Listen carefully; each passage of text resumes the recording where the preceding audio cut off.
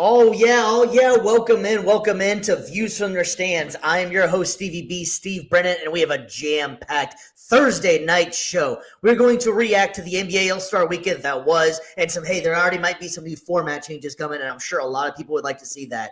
Sticking with the NBA, we have a lot of big news coming out of it. Also, we also have the second half of the season. After the All-Star break, we all know that's when the NBA really starts to heat up, and we're going to close out the show with one of our favorite segments we like to do, our Downbad Debate. We got a really fun one for you, as always. We're going to stick with the NBA thing as it's going forward. Without further ado, let me go ahead and introduce you to the guys that we are rolling with tonight. We got Mr. BC. Why don't you let the good people know what you have going on and how they can get a hold of you, my man? I mean, sure, you guys already know we're about 30 episodes deep at this point. The missus and I, we got our little small business down here in Central Florida, Brandes.media. You know the drill. Wedding photography and videography, engagement photography and videography. We've got your senior photos. We got your family photos. Whatever you guys want to capture to create those memories that last a lifetime, we got it here at Brandes.media. Check us out online and get your portfolios down there. See if we are what you want. We'll make it happen. Oh, man, that sounds great. Sounds fantastic. It's a great company. Go ahead and reach out to them. And, of course, we got the GM in the building, Mr. G. Mike. Let everybody know how they can get some old-fashioned money going in their pocket, my man. What up, baby? What up, baby? How y'all doing, man? Hey, if you guys are into sports gambling, I run a Telegram channel where we charge $10 a month to get you winnings daily from $50 to $100 to $150. And if you're interested in that, you'll see the link pop up on your chat right now, right there. If not, if you're watching the recorded episode, you see it pop up on your screen. Or if not, just hit me up on one of my DMs. You'll see my socials there on the screen as well. And we have a new thing that's going on in the Telegram where you can make 50% of the commission off of any single person that you bring in that they stay from a month-to-month basis. So it's making money for you guys, making money for us, and we making money together with these sports gambles. There we go, man. And hey, we want to give a special shout out to our other partner that we've been working with, and that's Varsity Sports Nation. Varsity Sports Nation is your premier sports and entertainment.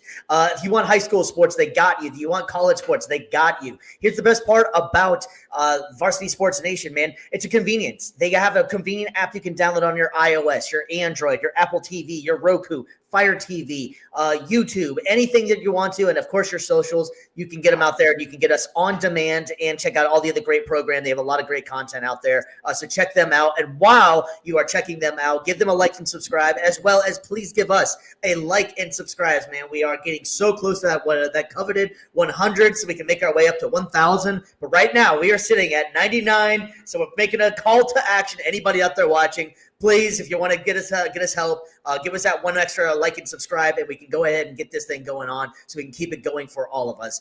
So we really appreciate all the love and support out there. But I don't know about you guys, but everybody came for me to do some sports. Y'all ready? Yes, sir. All right. We are going to start with the baseball diamond, man, and we had some big news coming out. G. Mike, your New York Yankees making some moves today. They have re-signed Aaron Boone to a 2-year extension, which he'll put him there till 2027. Boone is a 4-time Manager of the Year winner and has a record of 603 and 429 with a 58% winning percentage, and has taken the Yankees to the World Series one time and as recent as last year and his 7 seasons. G. Mike, like I was saying before, you are the Yankees fan of us. How's your feeling on this extension, man? Are you happy that Boone is coming back for 2 more years? Yeah, man. No, I love it. I mean, he like you said, like 4-time winner. I mean, he shows a lot of praise right there in New York. He does a lot for the team. He does a lot for the players out there on the field. They learn a lot from him, and the players love to play for him. And we just came off a loss for the World Series, but at least we got there. There's a lot of teams that can't say that they've been to the World Series, and we've been there many, many times. And now, just as recent, losing to the Dodgers, and it's funny because I got a Dodgers hat on right now. Can't see it, but I got it on right now. Nah, it was 50% off, baby. You can't beat that. Baby. It goes with the shoes. Yeah, you feel me? And It goes with the outfit. It goes with the outfit, the gym There outfit. you go. But yeah, I think it's good for the Yankees for sure. He brings a winning attitude. He brings a winning culture. And, for us, all we need to do is be more consistent with hitting, man. And I think, we're making the World Series go to Game 7 instead of getting trampled like that. All right, man. Yeah, I mean, spoken like a true Yankees fan, then you guys will always be back, So, Mr. BC, my man, I know you're a Yankees fan, and nor am I. What's your thoughts on this one, man? This is your division. We're all, ironically, all AL East fans in here. BC, man, what's your thoughts, man, as a Rays fan? I mean, I ain't going to talk too much smack about the Yankees, but as far as like for a good signing though for Boone, it's a good match. He's a good manager. I don't really have a lot of bad things to say about him as far as the way he manages the team. From a baseball perspective, I think that he does a good job of blending enough analytics with the modern game, or analytics with some of that old school, in the moment kind of mentality in the postseason. It's just like we talked about. It's just hitters weren't hitting in the World Series, and there was a lot of defensive errors. Can you really blame that on him? He's just trying to put the best guys out there. So I think from a managerial standpoint, you don't win. You're not a great manager if you don't have 4 Manager of the Year awards. So I think it's a good fit. And I think for the city overall too, he's got history there from his days as a player. And I think that his overall personality, mentality, I think it's just what the Yankees need. So I think that it's a perfect fit overall. Yeah, so I don't like to remember some of the fond memories of Aaron Boone, considering that some of them came against the expense of my Red Sox. But no, I mean honestly, like you were saying too, it's I think it's a good move for the Yankees. At least they lock him up for 2 more years. I do think that Boone, this I don't think, considering that he will get anything past that point if this doesn't work out.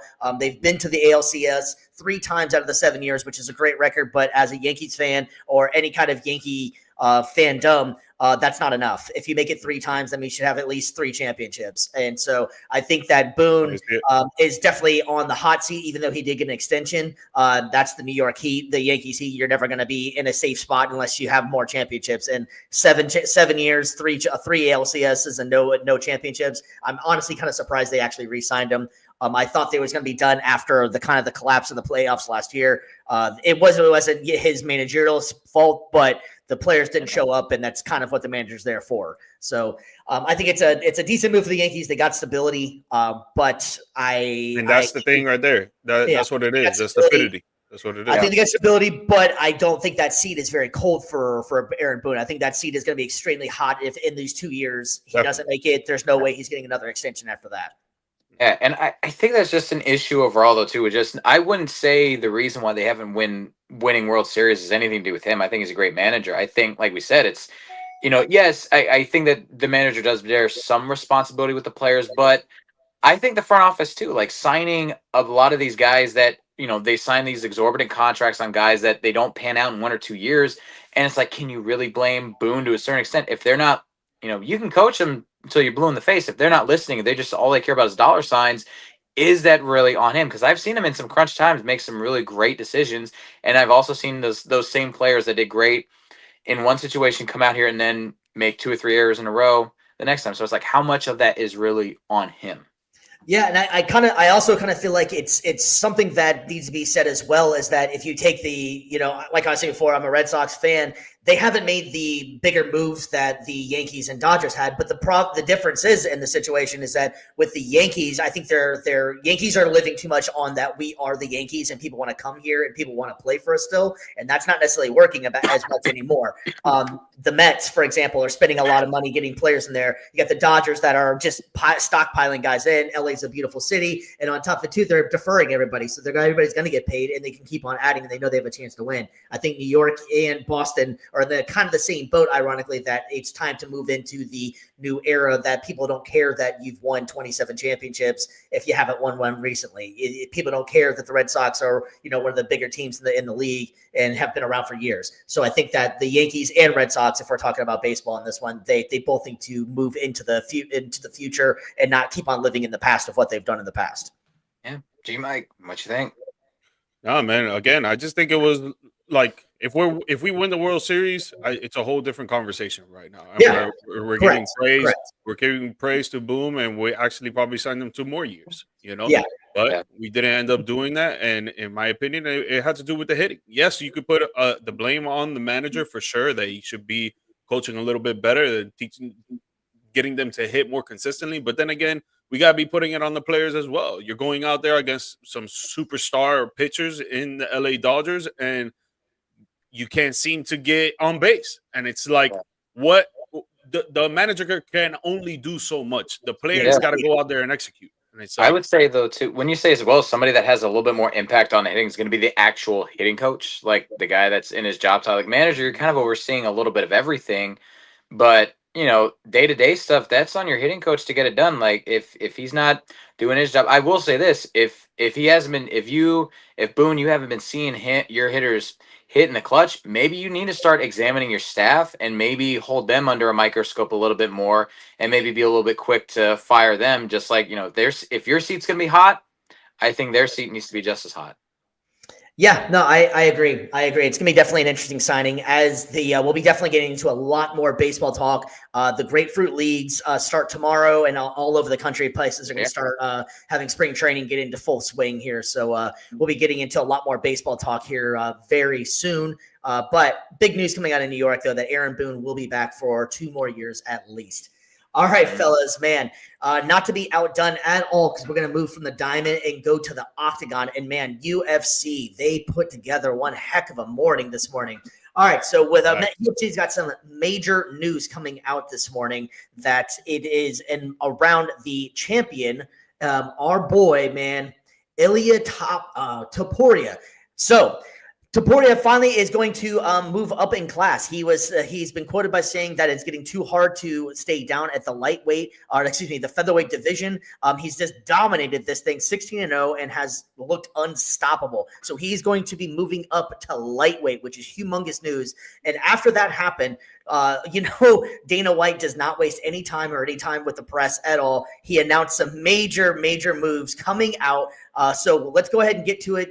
UFC 314 just gets announced, and none other than Alexander Volkanovski and Diego Lopez are going to get the title shot for the vacant featherweight championship, man. And if you look at this card here, and if you can't see it on the screen, this card is going to be ridiculous. I mean, you got Volkanovski and Lopez, you got Michael Chandler and Patty Pimblton, and this will finally be Patty finally getting that big stage. He's a co-main event. He's UFC in Miami, baby. A lot of people's been saying he's trying to be too much like Conor McGregor, or UFC's trying to promote him as the new McGregor. He hasn't been as dominant as McGregor was in that one. That also got Yari Rodriguez and the Pitbull coming over from Bellator. Jeff Neal on here, man. This card is just ridiculously stacked, and I cannot wait for this one. But there's more news coming, but I just want to get you guys this quick reaction real quick to just this right here. And of course, it's coming up, and I want to say in the middle of March and the beginning of April with what's coming next. But quick reaction to that. All that going on, man. G Mike. Well, just to start off with Topuria first. Yeah. I think it's awesome that he moves up a weight class. He's been dominating that weight class, so he's moving up and he's challenging himself. He's going to go up, and most likely they're talking about that he's going to fight Islam first. And if he fights Islam, they have him. I saw it today. They have him as a betting favorite at -180, and then they have Islam at +260. Now, I don't think that he's gonna be Islam because I don't either. I think he's gonna have. I think he's gonna have to at least get one fight on his belt before he gets that automatic title shot. But yeah, I think he's gonna do work in that weight class for sure. But like, one thing I don't agree with that he should just go and fight the champ if you're moving up weight class. I know it's because of popularity and they're trying to make money off of it to see the champ going against the champ for sure. But, like I feel like the dude in second, the dude in third should have a shot at the title fight. But whatever, that's neither here nor there. Just talking about that fight alone, I don't know, man. I don't see Islam losing to Topuria at all, honestly.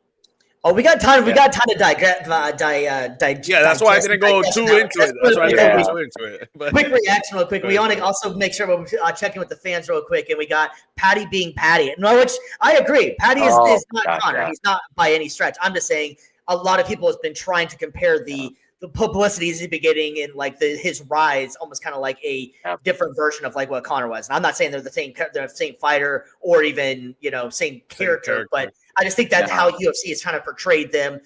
They kind of both came from nowhere and have made like now Patty's hasn't looked that dominant in the last few fights, and now he's also getting a co-main event. So I'm just saying, I think that there's a lot to digress with that one, but I'm just saying, man, that card looks awesome though, man. Look, shout out to Dana White for you have some crazy news happen that one of your top fighters is moving, and then you can come up with this right here as like, okay, don't worry, we got it covered. Volkanovski and Diego Lopez, man, I am so stoked for that fight. Diego Lopez is one of my favorite fighters, but I love Volkanovski as well. How can you not like Volkanovski if you're a UFC fighter? Oh, I can't. We got time. We got time. We can't do it now, man. We cannot do that one now because there's a lot I want to look over for it. But that is going to be exciting. No, that was really a dope card. And I love it Miami. I'm gonna see what's up, dog. See what's up, man. I don't know, man. Them tickets be expensive as shit, though. Yeah, man. Oh yeah, extremely expensive. And that's Dana White too. He's gonna always go for. We talked about it earlier. Toria, he should have to go through the class. Dana White's gonna put on what sells the most money, and I love him for it. It's a two-edged sword. Sometimes you might be a little dissatisfied. Why don't we have this matchup or that matchup? It ain't gonna draw money. These fights for sure are going to draw money, and I'm most excited for Patty the Batty. I love his story. I love who he is. Patty the whole Batty. Yeah, man. I'm telling you, man. Yo, you say that again, please. I'm just saying, that's what he goes by, Patty the Batty. It's hilarious. Yeah. If you've seen that man's weight cuts, like how he comes into camp and then how he just shreds himself to the bone, that's it's crazy. absurd. That's insane, though. That's insane. I just love him for that because, if you can make a career out of that and you can somehow win and be dominant at some point, I'm all for it. And plus, like I said, I love fitness and nutrition. So seeing just some dude scarfing down burgers and crisps, as they say, and over across the pond, and you're just able to go from that to just drop 40 pounds or whatever in an off season, that's amazing. Well, like I was saying before, that is tough, man. That's crazy to do. Oh God, yeah. Hard as hell to do. We got to do an episode one day on the weight cutting. Though, man. And that's what we were talking about with Dana White, giving the fans what they want here, man. So then that was it. That wasn't all the news that coming out. So we got another two main event announcement today, man. And that is going to be Muhammad versus JDM. And this one's going to be a banger as well, man. These dudes, I guarantee they probably will not be going to the ground at all. They'll just be straight full on swinging haymakers everywhere we go in this fight. That's going to be a fight as one hell of a fight. I am very excited about that one. It is going to be awesome as well.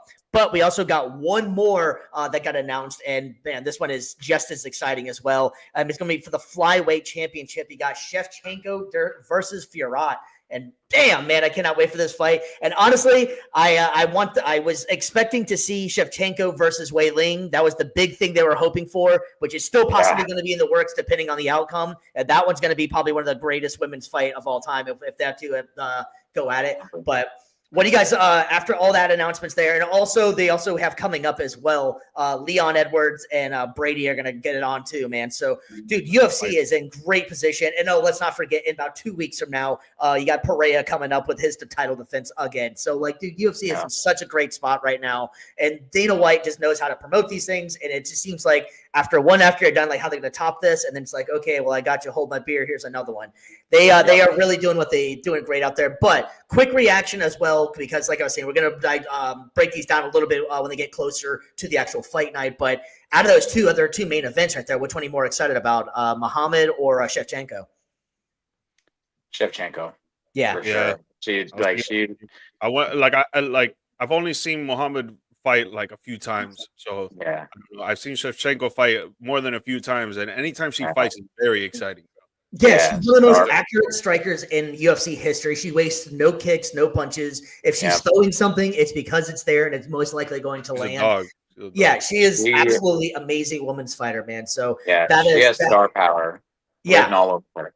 100%, man, 100%. And that is going to be one heck of a 2 pay-per-views, man. I cannot wait for both of those ones. All right, man. So we're going to go ahead and leave the octagon. Unless you guys have anything else you guys want to talk about that one, because we will be breaking those down more when they actually get close to the fight. You guys got anything else for final thoughts on those? Just excited, baby. We got UFC fights for a month and a half straight. Yeah, exactly, man, exactly. All right, so then we had some other really, really random news in the NBA. We're going to go and start this one off with Mr. Bobby Portis. Bobby Portis, if you haven't heard the news, is that now picture you got. Huh? Yeah, right. You like that? Very fitting. That face says it all Very right now. Fitting for what the hell we're talking about right now. All right, so that's exactly the picture that they took right when they found out. This is a very interesting situation here, man. All right, so if you haven't heard yet, because this just happened about 4 or 5 hours ago, the NBA is suspending Bobby Portis for 25 games for their anti-drug policy. So according to Portis, what happened was, you see what had happened. What happened with Bobby Portis is that he was actually taking a prescription which is for what was it? Sorry, excuse me. I had it written down here, and I should know this one. Oh, he was taking Toradol, which is a legal, according to the NBA, on their drug policy. You are allowed to do it as an anti-inflammatory for recovery. What happened, according to him, is that he accidentally took Tramadol, which is a controlled substance, which he popped positive for. It was only a one-time thing, according to him. He's never failed any other drug test in any time in his career. He's suspended without pay, mind you, and he's going to lose about $2 million for taking this drug. G-Mike, do you think the crime fits the punishment of what's going on with Bobby Portis? If that is the truth, that it was by accident, I don't think that he should get suspended at all. And I don't think that he should get fined. I know that there has to be an investigation that goes about that, and they can't just, come down to a conclusion right away. But if he's saying, because it was his assistant coach that gave him the correct, they don't just grab stuff; they get the stuff given to them. So if all that is true, why are we suspending the guy? Like, it doesn't make sense to me. Like, I get it. We're trying to be double down on everybody taking some performance enhancing drugs, but this is neither one of those two either, by the way. Yeah, exactly. And on top of that, it was an accident. So it's like, what? I'll play devil's advocate with it as well. That's my trait. That's what I do. Besides this, is I work in the pharmacy. So they do sound very much alike, and there would most likely be some sort of sticker saying "look alike, sound alike," because that is a very common thing. Now, if you have to play the bad guy in it somehow, it's also like, okay, man, so if you happen to take some HGH and it's like, oh, my bad, I didn't mean to do that, and now I'm 50 pounds stronger and recovered so much faster. So I understand why they're coming down on him, because there has to be some sort of rules or regulation you have to follow.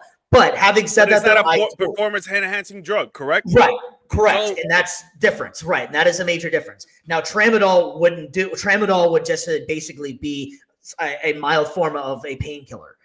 And so it's an unfortunate situation. And I will give Bobby Portis credit. He hasn't made a huge stink. He hasn't made calling NBA out or anything. He said, you know what, I screwed up. I should have been paying attention. I am responsible for what goes in my body.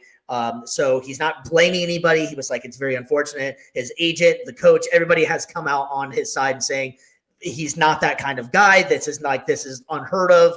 And it was an honest mistake. But I will give him credit. He has manned up and been like, ultimately, it is on me. I put it in my body. BC, man, what's your thoughts on this? This is a crime, the punishment. No, I would tend to agree with George a little bit on this. And also, too, if you want to suspend the guy potentially while the investigation's going on, okay, maybe you could make that argument. But it's like, why are we fining him already when it's like, yo, like this investigation has not really concluded yet? Like, we haven't really fully looked into it. Why are you bringing up in terms of money? And now, if it turns out that, foul play or he's guilty, like, yeah, sure. Like, then you can start talking about fines. If you maybe want to take away a little bit of suspension or whatever, or do a little bit of a suspension, fine.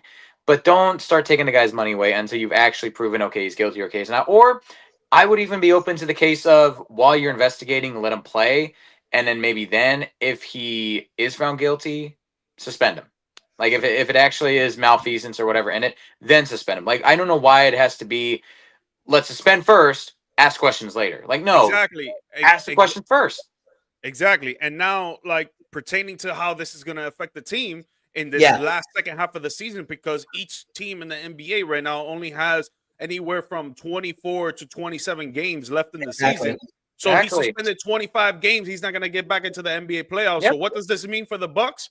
Their chemistry is going to be lost. He's gonna be rusty when he comes back. And now the Bucks are gotta play with another player that's gonna play more minutes in his replacement, and it's just gonna be a whole cluster, a whole cluster mess. And it's like, dude, man, like just like BC said, like investigate it first, and then if you come to the conclusion later on during the season, you know, you don't want to suspend them for the playoffs, so you suspend them in the beginning of the next season. Like, it's as easy as that. Yeah, or if you do find him guilty and you want to make a statement, then it's like, okay, now, congratulations, you got him for those regular season games or whatever. Now you actually will miss him for the playoffs, and it does mean something. You're sending an even bigger message at that point by withholding the punishment until you actually prove it. Like, that's how it should be. I don't know, man. I just think it sucks for Milwaukee for sure. It sucks. Yeah, it does. And it's not like if they find out, you know, after everything, like, oh, hey, sorry, it's not as bad as we thought. They can't give them those games back. You can't go back and change time.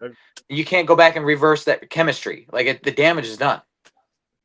Yeah, no, I agree. I agree, man. And that is a lot. Again, Bobby Portis, let's face it, he's not your marquee player that's going to be making a bunch of money. $2 million of lost pay. That's definitely going to hit the pockets on him. And I guess it's for every major one of these sporting organizations, they got to figure out punishments correctly, man, because there's so many times the crime is one thing and you get 4 games and then you do something else and it's 50 games or something, like it's just unfortunate. If this guy had a history of failing drug tests or something, then okay. And on top of it too, like you were saying, it was not performance enhancing drug.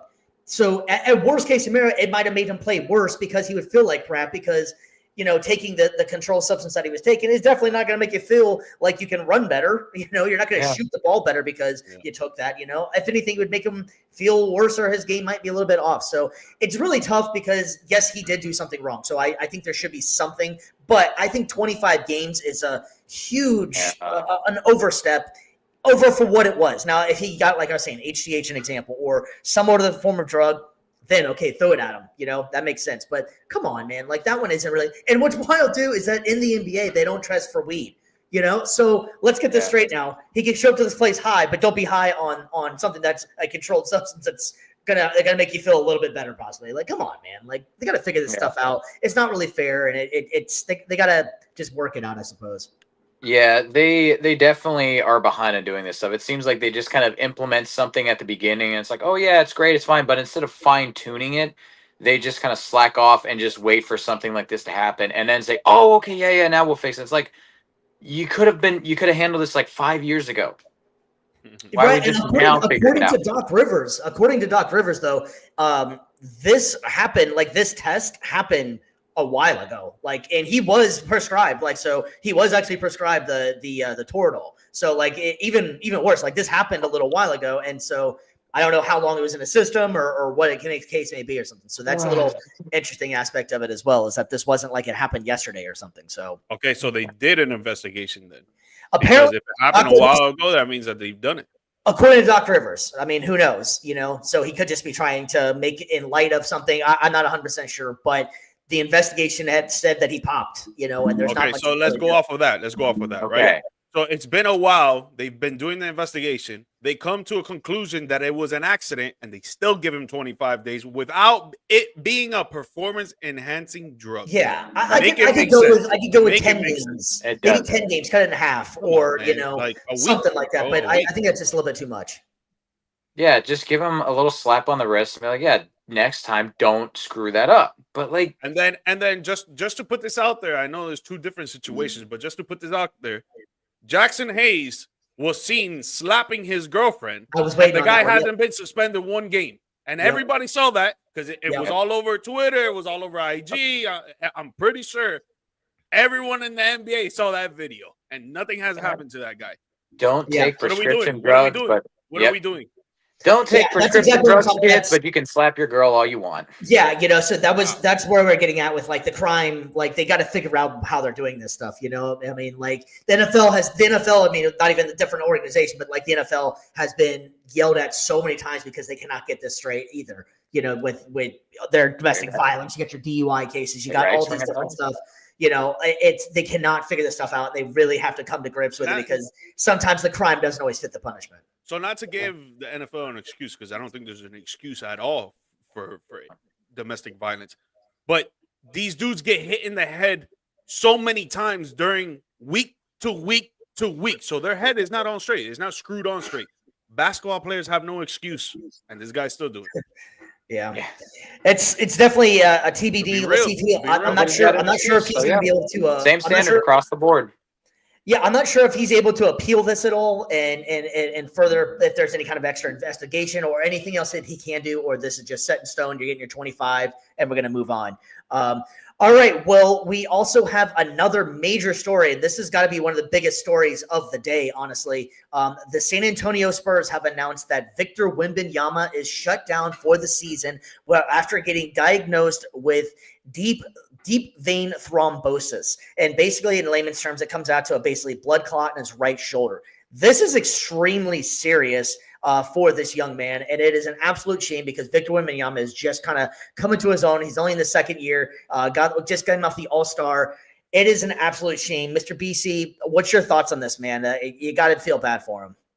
No, it sucks. It's horrible. Like, this is something we talked about before the show. This is career threatening right here, life threatening potentially as well. What happened to Chris Bosh, and to see it happen to somebody whose career is just starting and it's had so much potential. Like, I hate it. You know, this is a guy that was supposed to be the face of the league along with Luka, you know, for the next like 10, 15 years. And now potentially he could have it all taken away from him like that. It's not fair. It's really not. Yeah. So most of the time, what happens in this situation, it's life-threatening in the aspect that anything can happen. But most of the time, what happens is they'll put you on some sort of blood thinner. The problem with that is that when you're on these blood thinners, athletes any kind of people cannot really have any kind of bodily contact as far as any kind of roughhousing, something along those lines, because your blood is so thin. If you get cut, you get hit, you get hurt, you're gonna bleed out. And so this is absolutely a devastating blow to him, and they're going to really have to try to figure out what they're going to be able to do. Like you already mentioned too, as well, Chris Bosh. This is kind of what derailed him. Now, he was a little bit older when this happened, so Bosh was slightly on the way out. But having said that, though, you don't want to see it in like that off a player that was, such a great player. Real quick before I go to you, Mr. G. Mike, as we are live right now, USA Canada, the hockey series is going on right now. USA just tied it up 1-1. So USA. All right, so Mr. G. Mike, man, what's your thoughts on this Wembanyama story, man? This is wild. Oh, you watching hockey, eh? Oh yeah.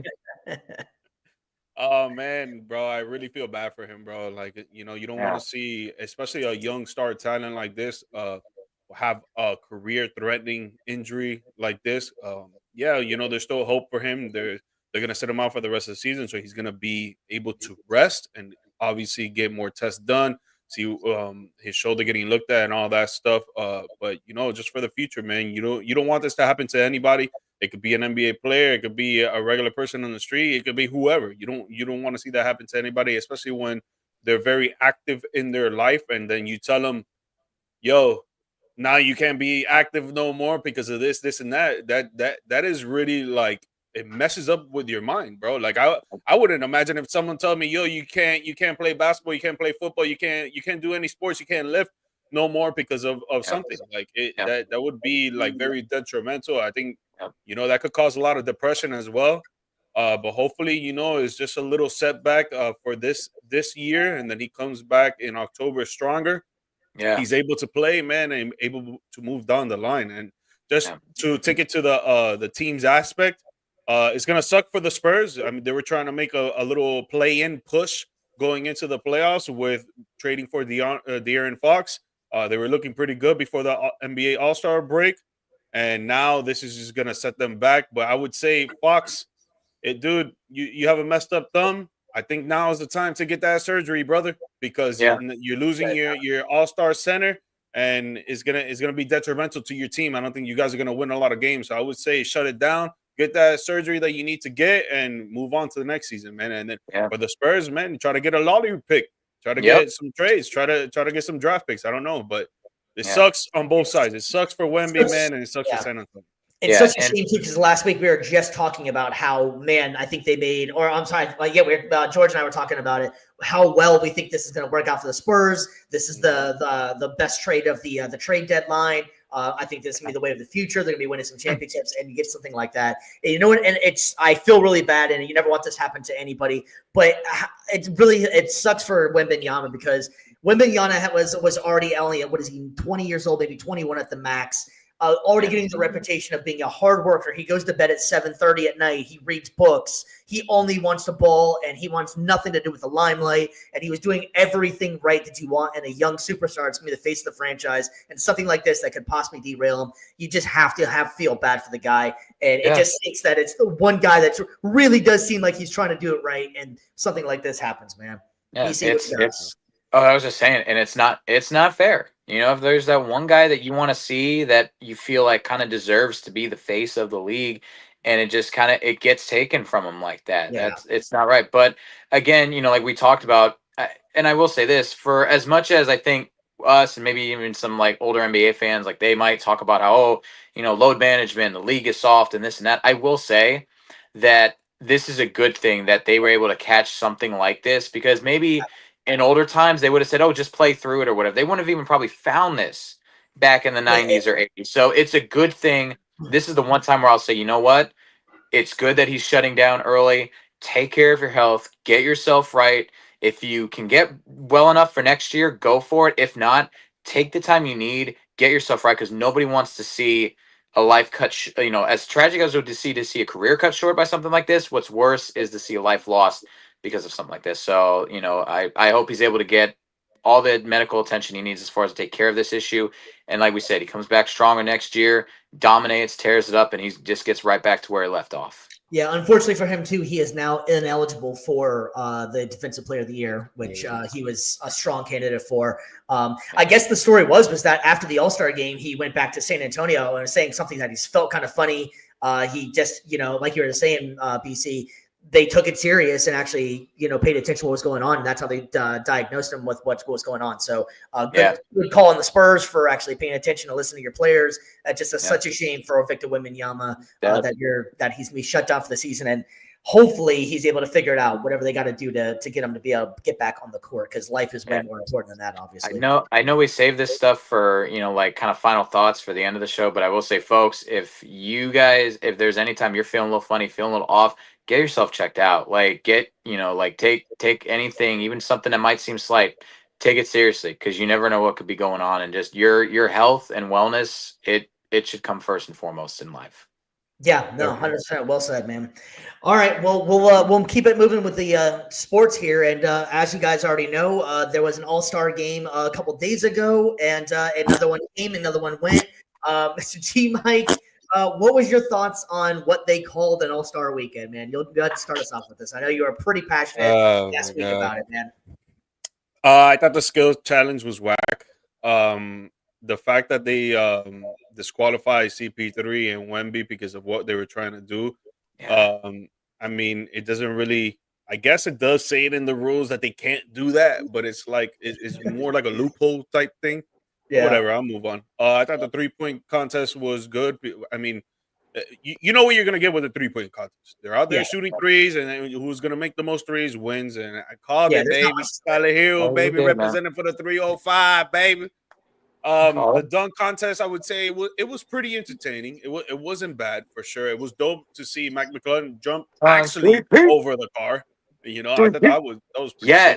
But even then, I think they gotta make it a little more entertaining. I think it was just it was all right, but it was entertaining. I'm not saying it wasn't, but I feel like they could ramp it up for sure. And then with the NBA All-Star games, with the little tournament that they did on Sunday, bro, that thing was horrible, bro. Yeah, talk about, bro, these long breaks in between these games. I saw a post that there was 2 hours and 13 minutes in between the games with commercials and Kevin Hart talking and all this stuff.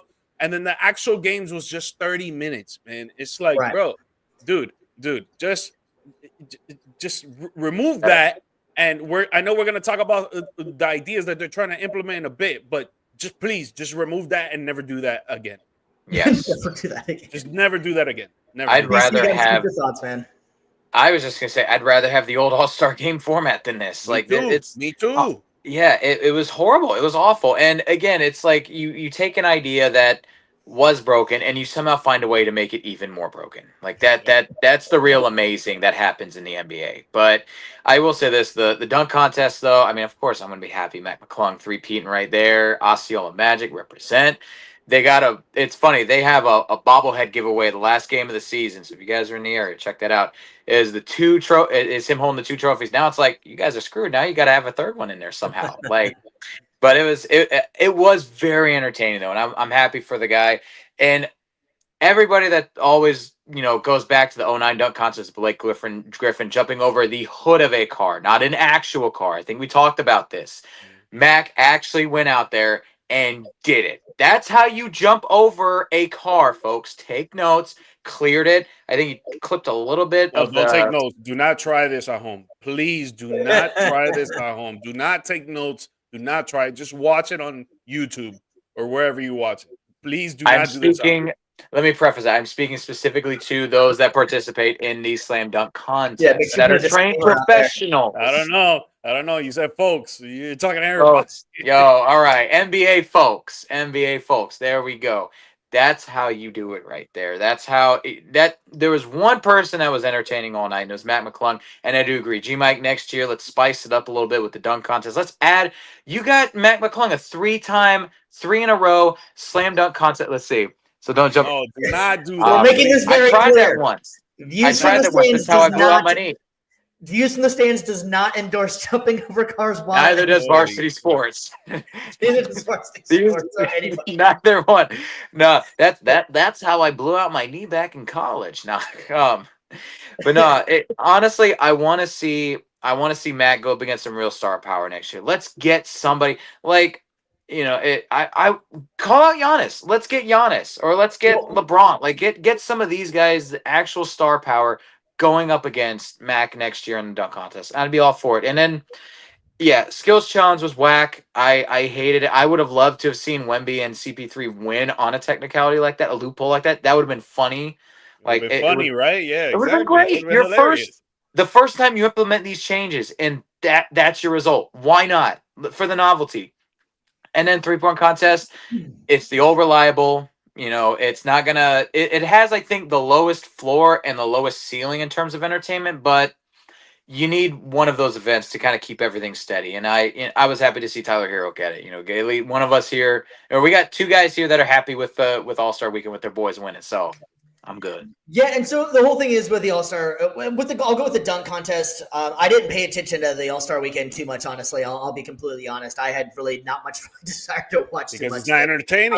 I did see the highlights, whatever. And what really stinks for McClung and some of the other guys, it's not the fact of that they're doing bad dunks or anything. It's just the cachet and the star power. No one really cares about these guys doing these great dunks. McClung's done some great dunks, and what was it? Castleton's done. These guys went out there and tried. They were actually trying to do what they are. They just don't have the star power for someone to actually care about it. I think that's what the problem. But having said that, so there is some rumors and some changes that are supposed to be possibly coming our way.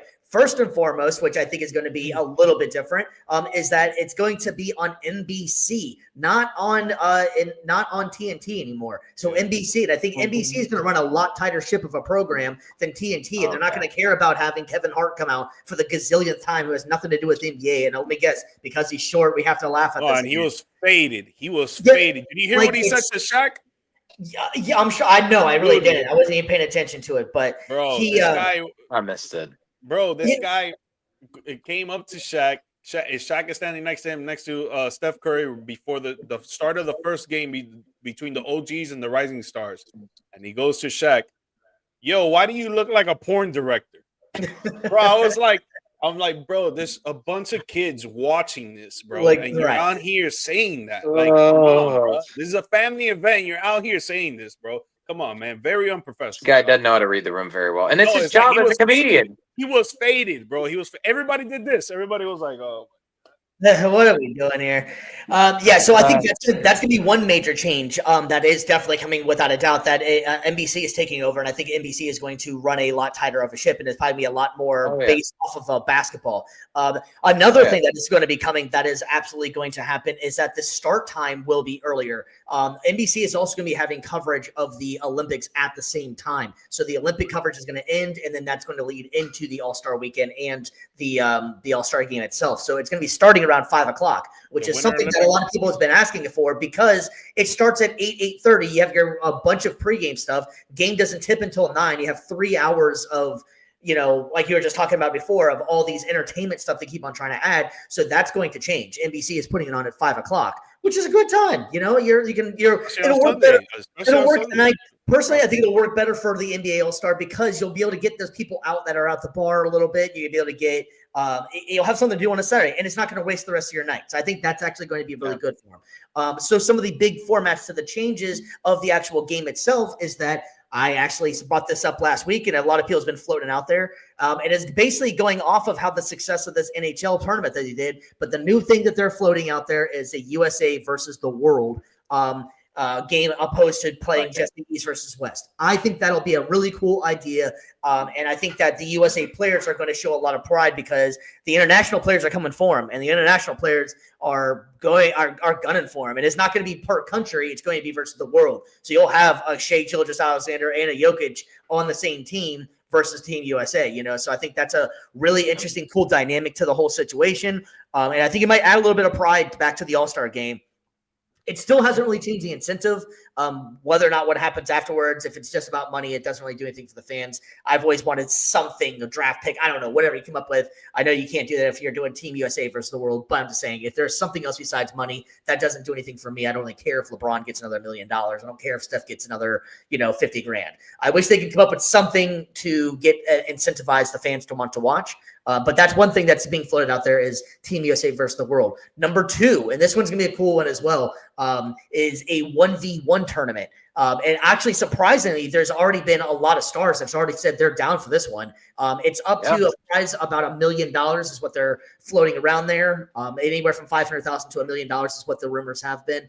James Harden, Giannis, and I'm trying to remember the other player has already said I'd be in. I believe it was Kyrie, that they would be in for this, which is very surprising, which is almost very contradictory of these superstars. You won't enter the dunk contest because you're afraid of losing, but you'll get crossed up on TV and get your ankles broken, which makes you look worse. Doesn't that make that isn't that kind of contradictory? You guys think so? No? Nah, because 1v1 is different from full court 5-on-5. It's completely No. I'm sorry. Forgive me. I misspoke there. What I'm saying is that these guys would be down for a 1v1, but these same superstars won't enter the dunk competition because they're scared of losing or don't want to miss the shots. So you'll get your ankles broken 1v1 whenever Kyrie crosses you up, and that's okay, but you won't do the dunk contest because you're afraid of missing a dunk. Then that's kind of contradictory to me. I don't know. I don't know if that's a reason, because honestly, I wouldn't even believe that these superstars would miss a dunk. Honestly, maybe they won't be as creative as these other dunkers that have been in the dunk contest, but missing a dunk, I don't know. Yeah, I just find it so weird though. You had like Kobe and Jordan, and some of the biggest names have done it. So like, it's just kind of weird. But it could just be wear and tear as well with dunking. Like, I know Mac the whole season this year for Osceola, like, he did not attempt a single dunk at all, except maybe like 1 or 2. Like in his pregame ritual too, like he used to always like jump up the rim and hang there for a little bit. He stopped doing that. He's trying to take care of himself for the dunk contest. So maybe injury prevention might be the thing. I don't know. It's kind of weird.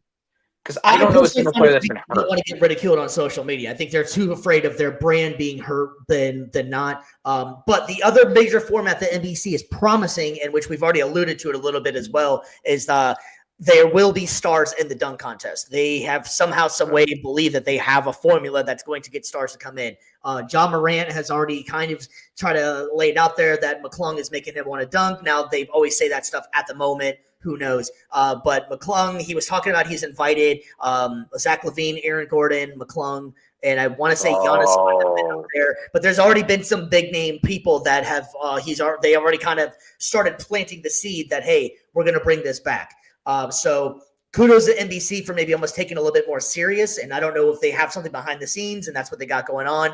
But G Mike, man, out of those events, or you can choose all of them, man. What's your thoughts on this? Do you like this format, or do you think this will bring your interest back to the All-Star game or All-Star weekend?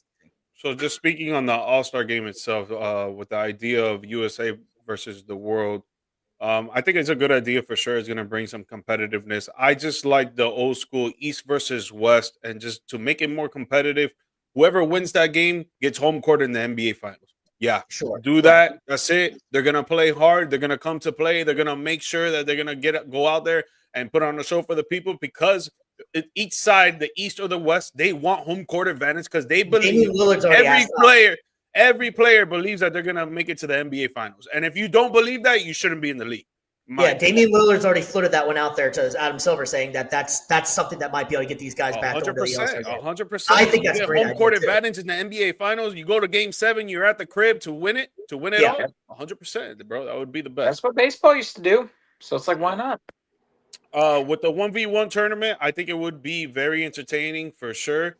I would just have to see what players are going to be in it, because we don't want to see Jonathan Kuminga. We don't want to see Bobby Portis. We don't want to see freaking Kel Ware out there. No, we want to see the top level players that can actually play 1v1 ISO that you see on a 5v5 court. Kyrie Irving, James Harden, maybe if you got to throw some. If you're trying to make it all positions, then maybe Wemby. KD, like these players that can actually play 1v1. I don't want to see a player out there that can't play 1v1 for nothing. Like it's not gonna be entertaining. That's the only thing. And then with the dunk contest actually bringing in stars, yes, it would be more attracting to the fans. They'll be like, yo, Giannis is in the dunk contest. Yo, John Moran's in the dunk contest. Now I want to watch. But these players gotta come with some creativity. Can't go out there and be doing the same dunks that have been done in the past, because it's just like, all right, cool, through under the legs. I'm not saying that is easy. That shit is difficult, 100%. But, like we want to see creativity, which is why Mac McClung has won 3 years in a row, because he's very creative. Yep. Yeah, I agree. Giannis has already said too, like I was saying before, that he's excited. He likes the 1v1 because it actually allows defenders to play some defense. And he was like, I think that's going to be something that could be, a determining factor. What about you, BC? What are your thoughts on these things, man? Do you would these bring you back, or what are your thoughts on that? I mean, the USA world is intriguing for sure, and it, like national pride and stuff like that. It's American sport. How does that compare to the rest of the world? Honestly, the way international talent at this point in time is the highest that his skill level is at the highest it's ever been. So that would be amazing to see. But I do also agree with G Mike. Like, the best way I think to get the players to care about it is to give an incentive. And at this point, probably the only incentive that would make sense is home court advantage in the NBA Finals. And how funny would that be too? Where let's say a team breaks a Warrior, like let's say the Celtics break the Warriors record and go 74-8. And then they end up not getting home court advantage in the finals because East lost in the All-Star game. And you have Jaylen Brown and Jason Tatum who could have made an impact. That would be a really fun storyline. It'd be interesting. 1v1 tournament, I love the idea. I also think it'd be hilarious if you got like Trae Young versus Wemby. That would be a hilarious one-on-one matchup right there. Like the complete opposite. Like that is entertaining. And then the dunk contest, yeah. If you could get Aaron Gordon and Zach LaVine in next year's dunk contest to challenge Matt McClung, I would love it. And how crazy would it be 10 years ago from the date of him first getting robbed in the dunk contest in 2016, AG comes back and wins it in 2026. Like that would be crazy. I would love it. Be full circle for sure. I like those ideas. I floated last week on the show. If you want more thoughts on what we were talking about the All-Star game with that, then check out last episode for sure. But I think that America versus the world thing is a great idea. I've been pushing for that, and especially just the crowd reaction and how this tournament's been going for the hockey. I think that woke the NBA up that, hey, these guys are playing hard. Like there's a lot of pride going on. These guys are playing hard, and this is. It's not necessarily the All-Star game, but it's definitely a form of it, and they're playing. I mean, like that USA Canada game was wild. That first one. This is the second one in the finals. As of right now, we're in second period, 1-1 tie right now. But having said that, though, I think that'd be a good thing for it. And if they come up with some sort of thing for the fans, for them to incentivize you to watch, That's awesome. I think the home court advantage thing is a cool idea. I'd be hard maybe to get the NBA players to sign off on that.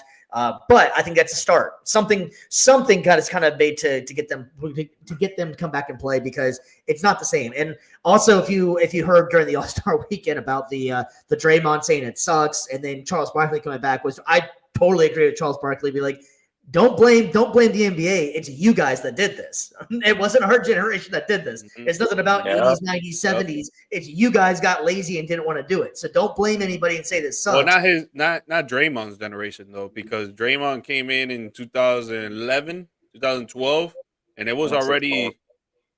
No, actually, it was still competitive then. Yeah, no, you're right. It is his generation, 100% his generation. Yeah, but doesn't want to blame him. Yeah.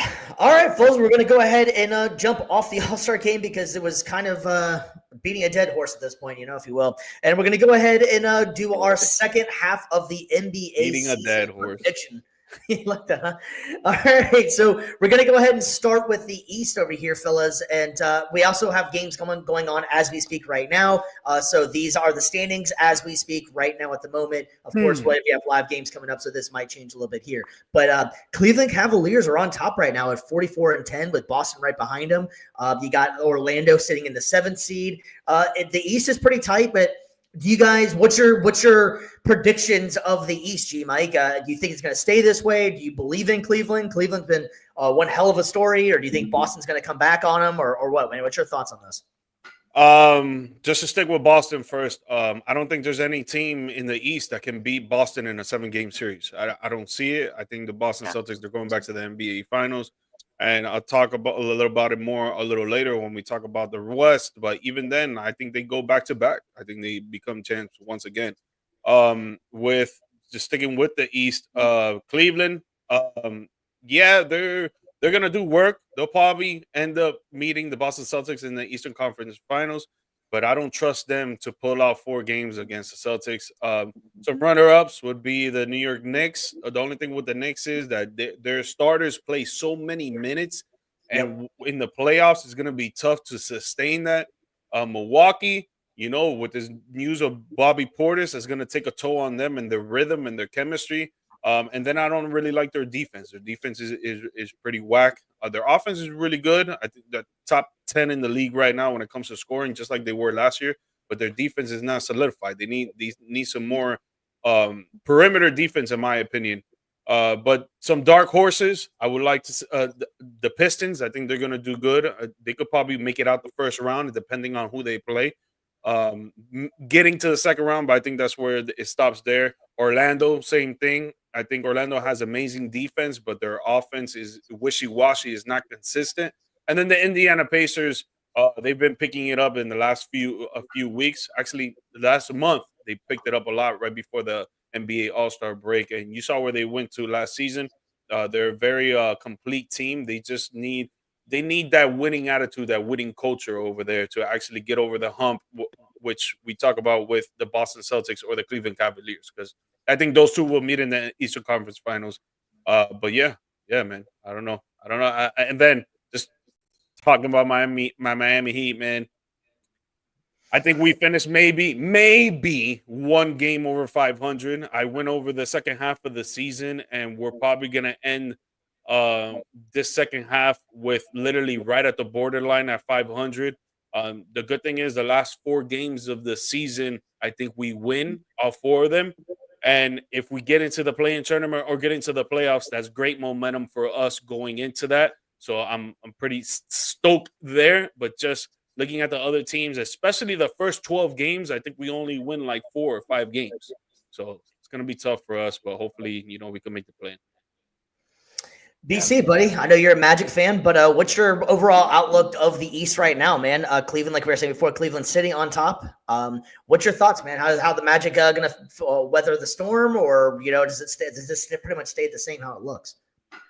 I mean, honestly, I feel like if we move up at all, it'll be maybe 1 spot to the 6th seed. But yeah, my outlook for the Magic is slightly more optimistic than G Mike's, but that's just because I think we're just a little bit younger. But overall, it's not much. Like the offense still hasn't gotten better. It started off great, and then players got hurt, the momentum got derailed, and now we're struggling to be a play-in team at this point. So it's one of those seasons where I feel like for us, I was looking forward to building off this year or off of last year's success. I was thinking we could get 50 wins. I was thinking maybe top 4, top 3 seed even. But at this point, we'll be lucky if we get a play, or we'll be lucky if we get a top 6 seed. It'd be like, congratulations, you won your play-in games, and now you get to get bounced in the first round by Boston or Cleveland. Take your pick. I know last year's Magic squad, they had a winning record against Boston in the regular season. I would not count that at all in the playoffs this year. Different season, buddy. It's a different season. Exactly. Yeah. So, and it'd be different if this team showed marked improvement in offense, but they're still one of the worst, if not the worst offenses so far this year. So, as far as the rest of the East goes, I could see honestly Cleveland and Boston kind of staying as the top 2 seed. Like, honest, top 3 will stay the same in my opinion. I think Cleveland will have a great regular season for sure, but we all know whose conference it is. It's Boston. They're going back to the finals in my opinion. So it's, but they'll probably coast a little bit just because I think in their minds, they know they're the best team in the East. They don't need to win out. They don't need to have the 1 seed to prove it. They'll just have another finals appearance to show it. Yeah, I'm with you. I'm with you on that for sure. As far as Orlando goes, we didn't really get a chance to talk about it. Whenever the trade deadline happened, you were out on that one with us. Yeah. Did you think that Orlando should have made more moves, or were you happy with what they did by not making a move? They should have made more moves. I thought they should have been more of an interest in getting De'Aaron Fox. They should have had an interest in going out there and getting somebody that can spark something on offense. Like, again, spacing the floor. I know the big offseason move was getting KCP. A lot of people have dogged on me whenever I've talked about maybe we should trade for Trae Young, but it's like we're gonna sacrifice the one thing that we need most, which is spacing, for just more defense, more ISO ball movement. It's you gotta have something. You can't keep doing the same thing over and over again and just expecting, Jalen Suggs at some point is going to be a 30-point scorer. He's Suggs, Wagner, and Banchero are your core for sure. But you're telling me that you can't lose Wendell Carter Jr. or Cole Anthony or Anthony Black or even KCP or even Goga Bitadze. Like, you can't lose those guys. They are that crucial. Jonathan Isaac, they're that crucial to the team. They're that much of a needle mover that you need to keep them while neglecting your biggest glaring need, which is outside shooting. I don't understand it. We have the assets. We have the ability to make a trade happen. I'm just bewildered why we just keep trying the same old thing. It's insanity. It really is. Maybe other teams don't want them. Maybe that's what it is. Yeah, it could be. You can't trade if anyone wants to dance with you. Yeah, if no one wants the players, how are you going to get rid of them? Yeah, well, I mean, that's where you throw in draft picks. Like, you could always throw in a couple firsts the next couple of years, and I'd be willing to give up a couple firsts and maybe like a Cole Anthony for Trae Young. I'd be willing to do that because he moves the needle, I think, enough on offense to counteract any defensive deficiencies, and that's why you have Jalen Suggs. Jalen Suggs is your main perimeter defender. He can easily pick up for Trae Young's deficiencies. So, like, why not? Maybe they believe in the young core and they don't want to move on from that. Maybe they're like, you know what? Let's not be impatient. Let's wait a little bit and see where this is going to take us. Because you guys have improved year to year since Banchero has been there. So, yeah. Well, and I'm not saying that you don't. I'm not saying you trade. For me, Banchero, Suggs, and Wagner are all off the table. But, like, for guys like Cole Anthony that are still there, he's been there since 2020. Wendell Carter Jr., same thing. Even, I love Goga Bitadze. I love Jonathan Isaac. But those guys have their ceilings. And I feel like if you want to take that next step, you might have to start cutting some of those guys, even if, it's depth. It's like, okay, well, you got to have somebody that moves the needle on offense. And if you're not getting it with your current crop of guys, like, you gotta be willing to trade some depth for some talent at some point. Yeah, I feel like with like the East, it's pretty much been Boston's show for the last 5 years or so, something like that. Whoa! I mean, chill, doggy. I'm saying, I mean, come on. We've been to the finals 2 times in the last 5 years. Hold on. I'm not gonna take that disrespect. Come on. I mean, Mike's got 2 more appearances to speak of as well. Miami did their thing. They had a hell of a run. They did beat Boston. It's just honestly the consistency factor has to be Boston in this situation. But but the Cavs, man, I'm really interested in the Cavs. I'm very impressed with how they've been playing this year. I kind of thought that if you remember back going into the season, they almost had that little bit of drama with Darius Garland being like, I kind of almost want to be the guy. Was Donovan Mitchell going to leave, and then Donovan Mitchell comes back. They were coming up to possibly trading Darius Garland. They were able to work together now, and it seems like it's clicking and gelling fantastic. I really like the way Cleveland's playing. I do think they'll have a problem with Boston shooting. Boston, if they go on one of those runs where they're shooting threes, you have to match them or else you're not going to beat them. I was watching the game before we went live, and it was pretty much, I think Peyton Pritchard was 5 of 6 from 3 already, and he's a bench guy. It's outrageous what they're able to do if they're in the zone, and Tatum was feeding everybody the ball this game, so it's more of a Tatum assist game. They can beat you in so many ways, and they can play defense if they need to as well. So Boston is just so complete in the East. They have to be the favorite, but I really like the way Cleveland is playing. I'm not going to lie, and I can definitely foresee a Cleveland and Boston Eastern Conference Finals. I think the Knicks, like you brought to as well, the Knicks just don't have much for bench, and unfortunately for them, that was what we were saying before going into it. Is just their core is good, but if one of those guys gets hurt, they're pretty much done. I feel like they don't have much for reserves, and on top of the two, the guys that they do have, I just don't see them being able to match. I don't even think they can beat Cleveland in a 7-game series, to be honest with you. So I think it's pretty much going to stay at the top with the way it is right now in the East. Someone could make a surprise. How about Detroit, man? Detroit's finally possibly going to make the playoffs. Yeah. So good for Detroit, man. Maybe Detroit sports is finally turning around. They got the Lions doing pretty well. Almost going to the Super Bowl the last 2 years. And then you got the Detroit Pistons. They've been so abysmal for so long. They're not great, but hey, Cade Cunningham's doing his thing, and it seems like that was a great pick for him. But good for Detroit for finally getting some good news coming in that area. They play hard, bro. They play hard, man. Yeah. They're playing like that old school Pistons kind of style. Yeah, for real. You guys got anything else for the East, or you want to move on to the West? Ready for the West, man. West Side. Wild West. There we go. All right, well, let's go ahead and get into the West, man, because the West always seems like it has been the best, even though Boston did win it last year. The West. Man, that was a bar. No, hold on. Say that again. Put that back. Run that back, GJ. That back. No, it's the West is the best, man. So. But yeah, man, OKC sitting on top at 44-10. Memphis. How about Memphis out there now? Got 36 and 18. That's a kind of a shocker in here. And Denver, I think always kind of just hangs out in that 2 or 3 seed. Like no matter what, they might make a run and make to the 1 seed. But Denver, that's like their permanent landing spot. But I have to say the biggest surprise for me out of the West is Houston, man. Houston is a young squad, and they are playing hungry, man. They're playing hard. They're right on the heels of taking the 3rd or possibly the 2nd seed in the West. And my Mavs are just completely decimated on injury. They might possibly get a 1 starter back at some point in time this year, and it's just going back to that Luka trade, man. Like it's just been a crazy year for Dallas, man. But I will say this one, and I did find this, and I'm not saying by any stretch that the Mavs had it right, but did you see what happened last night? Luka had 6 turnovers and had one of the worst shooting performances of his career. And on top of it, too, he came out afterwards like, I'm a little rusty. It's going to take some time, which is exactly why Dallas got rid of them, was apparently the conditioning factor. And they also have been coming out with a lot of stuff, and I think like Dallas is just kind of putting a bad name on Luka because they don't want to seem like idiots for getting rid of him.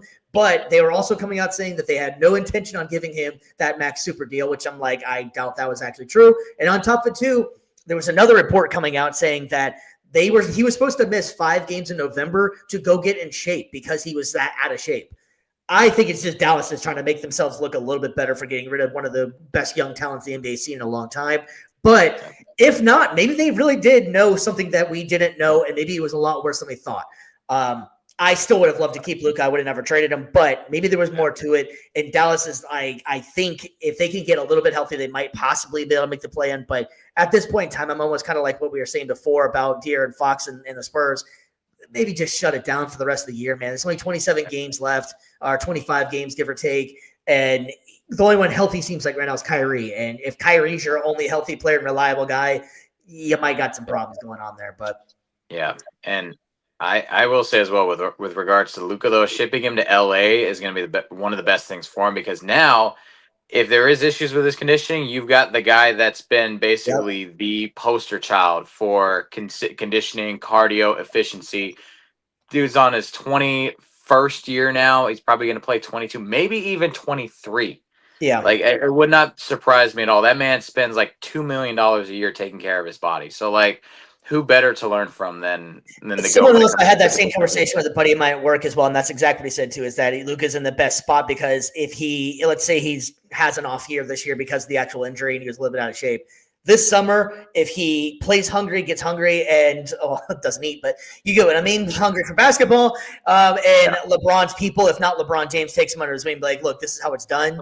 Then that's going to be one scary individual coming into next year. But before we get your thoughts on this real quick, USA did just score. Now it is officially 2-1. USA on top, middle of the second period. All right, G Mike, man, what's your thoughts on the there West? and shove it. What's your thoughts on the West, Mr. G Mike? Dude, man, I think the West is wide open. I don't think there's really a team that can solidify right now getting to the NBA Finals, even though OKC has been playing outstanding, one of the best defensive teams in the league, and one of the best offensive teams in the league as well. But mainly more on defense, but even then, they're a young team, so it's hard for me to really put my money on them to come out the West because you don't know what you're going to get from them when it comes to a 7-game series against some teams that are more experienced, like the Denver Nuggets, like if the Dallas Mavericks actually get into the playoffs, that would be a tough round for them as well. It wouldn't be easy. The Minnesota Timberwolves too. And even another dark horse for me would be the Golden State Warriors. Adding Jimmy Butler is just going to bring another aspect to their team. I wouldn't be surprised if Golden State goes on a 10-game win streak in the last half of the season. So it's like, I want to see what OKC can do with these teams. Not saying that they can't make the NBA Finals, because I do believe they can. I wouldn't put my money on them so quick. I do believe that the West is open. We were talking on the Lakers right now. Yes, it was a good move to get Luka. Is going to help out their offense, but their defense has depleted a lot, and which is why I'm worried about them. They could probably fall in from the 5th seed and probably end up in the play-in because it's so close from 4 to 10, basically. It's all close right there. So if they keep losing games because they can't close out games because of their defense like they did last night to the Hornets, it's going to be tough for them to get out of the play-in and try to get into the 6th seed or higher. I do like the Houston Rockets. They're a great young team. They hustle. They play hard, just like the Detroit Pistons on the other side. And they can do some work, but it's going to be tough for them because they're very inexperienced. The only one there that is experienced and is a champion is Fred VanVleet. And I don't think that he could hold the throne really like that for this season. Maybe next season or the year after that, if they stay together and they keep playing the way that they're playing, maybe they can make some runs. But I see them getting out of the first round. So for me, with the West, I think it's open. I think the top 3 teams that can actually make the NBA Finals would be OKC, the Denver Nuggets, and if the Mavericks are able to get into the playoffs, I would say them as well. BC, man, your thoughts on the West, buddy? If Anthony Davis stays healthy, that's another thing. If he stays healthy, we got a report today that Dallas got a report today that he's moving in the right direction, so we might be able to see him in another 3 weeks. So super. Those 31 minutes was amazing for us, though. I can tell you that. So I'm super glad we got him. Was amazing. We got that whole experience in 31 minutes of AD. Bro, he almost had a triple-double in the first quarter. It's crazy. Yeah. Hey, at least it's longer than the Jets had Rodgers last year. So just saying, man. Yeah, true. 3 plays in, boom. As far as the West goes, though, like I agree with you, Mike. It's wide open for me. I know we talked a lot about OKC's like their lack of experience. I know that obviously you got some experienced vets for sure with Denver, with Golden State. But I think I think Oklahoma City has learned enough from last year, and I think that they have continued to develop and grow together as a team again. Number one defense in the league right now, and that is something that I think will help them in the playoffs. As the game slow down, as it gets more grinded out, that's going to be something that plays in their favor. And I think again, they're one of the top offenses in the league to pair with that. So I think that and the lessons they learned last year will be enough to carry them over in the playoffs. It's going to be a dogfight. It's not going to be like they go like the 0-1 Lakers and go 15-1, but I definitely see them making a pass, winning some hard-fought series for sure. And I think it's their conference this year, and I think that they make it to the finals and represent the West. Yeah, I think Houston's like a year, maybe two away. So I think it's a great story, and they're playing hard and they're playing well. I kind of can see them maybe falling to like the 6th seed or something like that, come that playoff stretch. But Houston is definitely playing impressive. We can maybe we all can pick one if you want. I'm glad you brought it up, G-Mike, because that was the team I was thinking of as well, as like a dark horse that also make one of those crazy playoff runs as Golden State. I think that Jimmy Butler trade is going to work out pretty well for them. Him and Draymond, I was kind of wondering how that was going to work. Doesn't seem like it's missed a beat at all. They're embracing each other. And Steph has finally got somebody that doesn't play exactly like him. And Steph was saying that it's almost re-energizing to have a player that's not a replica of him, because when they had Steph and Clay, it was you shoot the three, I shoot the three, you shoot the three, I shoot the three, whoever's going to take the shot. This is something completely different that he's never really had in his entire career and Golden State. So he's excited. And so I think that's a team that I wouldn't want to play if they make that play-in tournament. I think they're going to go on a little bit of a run here. They have the same record as the Kings right now, so they could possibly move up to the 9 seed. They're not too far behind Minnesota. I could definitely see them making a run and possibly landing in that 5th seed, 6th seed. If they can get something like that, they might be a team to watch out for. I don't think that they are the NBA, the favorites to win the finals. I do believe in OKC. SGA is such a smooth player, and I just like the way they're constructed. I think they got a lot of really good players that they all blend together and they work really well together. They are ironically almost getting at the point though, as the old OKC, that if it doesn't work again this year, they gotta figure something out, because they've stockpiled, and at one point in time you got to start executing with these ones. And if they've had almost just like how OKC was before, have all this great talent, all these great players, and for some reason this can't get over that top. So I think their window is I'm not going to say closing because they have young talent, but you can only keep these core guys together for so long, and without winning something, you have to maybe blow something up. So I think it's going to be OKC that'll most likely end up representing the West in the finals. But I would be very scared to have to go against Golden State or even Denver. Denver, just like I was saying before, Denver just seems like one of those teams, they don't even want to be number one. They just want to grind it out, and then they get in. All you gotta do is get in. Will beat you up, And I definitely like Denver as well. They did start off a little bit shaky this season, and have seemed like they've just worked it out and gotten it together as well. And Jokic is just that dude, and I love Jamal Murray as well, man. Yep. You guys got any last thoughts on the West? I would just say I'm rooting for Golden State. I'm still a Jimmy fan, so I would like to see Golden State come out the West, or even the Lakers, because I'm a Bron fan. But yeah, it's wide open. Just a side note right now, because I'm looking at it. This man, Josh Giddey, right now has 25 points and 16 rebounds. This guy's going off right now. Yo, crazy. That makes some gambling fans awful giddy. I can tell you that. Right. No Diddy, just Thank you. Diddy, just Giddey. Just no giggity. All right, fellas. Well, we're going to close out the show with one of our favorite things, and that is our this week's Down Bad Debate. And this one is a very interesting one. It's always tough to have to do these things. All right, so if you can't see it on the screen right here, you can only keep 3 right now, just right now. All right, so if you can't see it, I'll go and read them off real quick. We got Jason. Not in their prime right now. Right now, yeah. Are we also doing this in light of the Wemby news? Are we saying like at full health, full strength, or just current state? Yeah. Let's do full strength. Yeah. Okay. All right. So you got Jason Tatum, LeBron James, Steph Curry, Jokic, Giannis, Wemby, SGA, Kevin Durant, and Luka Doncic. All right, G-Mike, you found this one for us, and so you go first, my man. Are you ready to Pick your three and explain it. All right. At the 1, I got Shy. I got Shay. That boy is gonna be handling the rock. Great facilitator. He could shoot the midi. He could shoot a 3-point now too. Don't get it twisted. And he could play amazing defense, which is why the OKC are one of the top defensive teams in the league. Him leading the way. At the 2, I'll take Kevin Durant, easy money sniper. That guy's shooting it from everywhere. If you foul him, he's making every free throw, and he could play defense a little bit too. And he's 7 feet tall, so it's gonna be hard for any other person to shoot over him. And then at the 3, I'm going to take Wemby.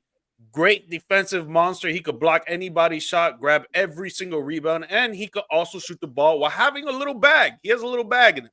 So got Shy, got KD, got Wemby.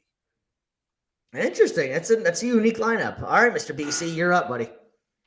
Dude, I was gonna say, man, those would be my picks exactly. But for the sake of variety, man, don't be picking my picks. No, man. I know. I'm saying that was literally the picks I was going for. But I will mix it up. I'm gonna mix it up and have some fun. So at the 1, give me Steph. You got the chef, man. You got that gravity coming in from the outside. If there's anybody that can combat Shea at that position on offense, at least, I got to give it to Steph. At the 2, go ahead and give me Luka right there. Excellent play or excellent ball handler, excellent facilitator that can kind of work well with Steph Curry and kind of help lead the offense. So to say Curry can be majorly effective off ball, Luka's going to be a great on ball target. And then as far as in the post, if I'm going for my 3, give me Giannis, because then there's somebody that can kind of switch and be that Swiss Army knife on defense, kind of come out and guard on the perimeter, come out, can go ahead and stay in the post and defend. I got to go with Giannis right there. So Steph, Luka, Giannis, let's go. So you're going to pick the 3 that I picked? I know literally like when we were going through and everything, I'm like, all right, who do I want? I went with Shea, KD, and Wemby because, like you said, the length at each position combined with the fact that the two-way impact that all 3 of those guys have is amazing. But if I got to pick differently, give me Steph. If we're going draft style, give me Steph. Give me Luka. Give me Giannis. Which is not bad. It's not bad either. Yeah. All right. Well, I'm going to go a little bit different here. I'm going to go with SGA. I love his offensive ability, and like you said too, the kid can play defense as well. He's just smooth as hell. Got the mid-range game going. Give me Jokic because obviously he's borderline another point guard. He doesn't have the body for it. He's not going to be ball handling up the court, but the man can still pass like any other one of the best passers in the league, hands down. And he's going to get you rebounds, and if you need to, he can pull the open shot. And then we have to go with Wemby. I'm going almost borderline with 3 bigger guards in this situation because Wemby can handle the ball just as well as some of the 2s in the league. So give me SGA, give me Jokic, and give me Wemby.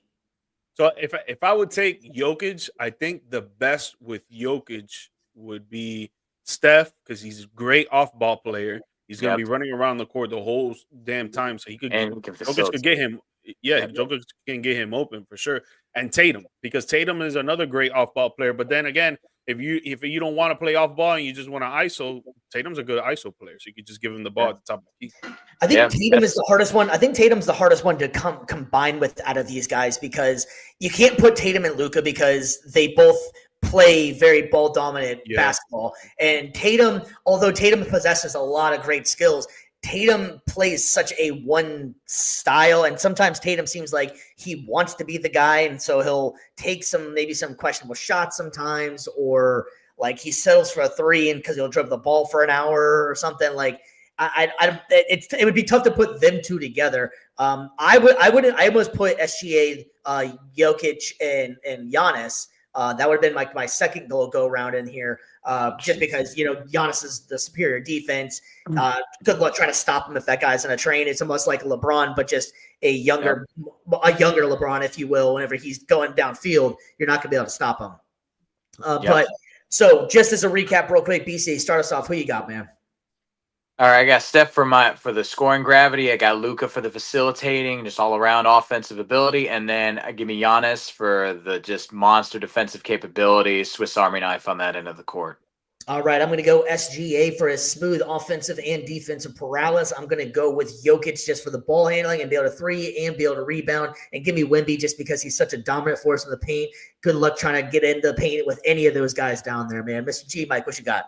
Yeah, I got Shy too with his 2-way capabilities and his facilitating skills. I got KD at the 2 with his arsenal of offense, and he can play a little bit of defense. And then Wemby with a great defensive monster. No one's going to be shooting easily over him, and he can shoot the 3-ball while still having a little bag.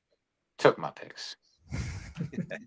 Man, those are always such fun segments, man. And we're going to go ahead and wrap this up. But perfect. just as another quick update, Canada just scored it up mid of the we're at 5 minutes or so to go in the second period, man. The game is far from over. Game is far from over, folks. So inside the game, eh? It's been Oh fun. yeah, no, it's our game, don't you know? Like we started hockey up here, you know. And did you know also basketball? The guy that found it was a Canadian as well. That is true. The first NBA game was played in Canada as well. Oh No, yeah, no, don't no, you know? pretty good. No wonder Shane's We pretty took it. We took it and made it better. It's funny because Stephen A. Smith was saying on First Take that it's an American based sport, and it's like, well, Actually, sometimes Stephen A. Bro, you be going up on screen without knowing your facts, kid. that's Yeah. why we come and correct it from the stands, man. Or let me not say kick, let me say unk. Yeah. Fact, unk. All right, fellas. Well, we're going to show go ahead some and wrap respect. this up from Views from the Stands. I am Stevie B, Steve Brennan, your host, man. And just as a simple reminder, please give us that like and subscribe. We're trying to get 100 at least and keep it moving from there, so we can move on to that 1K, if you will, man. So we got a lot of love and support out there, and thanks for everybody for checking in and giving us support out there. G, Mike, you got anything for the people, man? Nah, man, just thank you guys for the love and support, and subscribe and like and comment and share with your friends, please. Mr. BC, buddy, what you got? Enjoy life, love the hills, love the valleys. No matter what you're going through, you're blessed as long as you got breath in your lungs. So just always remember that. There we go. Freaking Nice way to end that Yeah, for us. write man. a book, dude. BC the caregiver. There we go. Yeah. All right, fellas, we're going to go ahead and wrap this up, guys, and we really appreciate it, and we will be back next week sometime, possibly Wednesday, something like that. I'm not sure because next Thursday, I am officially becoming an old man, so my birthday is next week, so I'm not sure what we'll be doing on that day, so we'll be definitely getting back together this week. We got to work. We got to work. Yeah. I'll be doing some work. But all right, fellas, we'll appreciate all the love and support, and we are going to go ahead and end this night. So have a good night. Stay safe. Peace. We are out. Peace.